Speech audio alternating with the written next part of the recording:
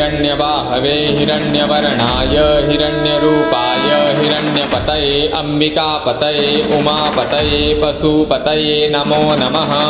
ईशान सर्वविद्यानामीश्वरः सर्वभूतानां ब्रह्माधिपतिर्ब्रह्मणोऽधिपतिर्ब्रह्मा शिवो अस्तु सदा शिवोऽहम्।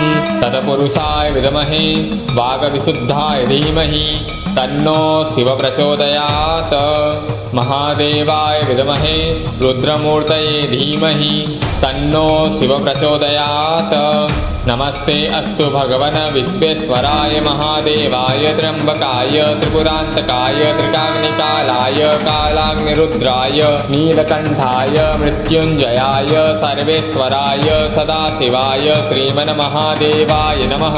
तत्पुरुषाय विद्महे वागविशुद्धाय धीमहि तन्नो शिव प्रचोदयात्। महादेवाय विद्महे रुद्रमूर्तये धीमहि तन्नो शिव प्रचोदयात्।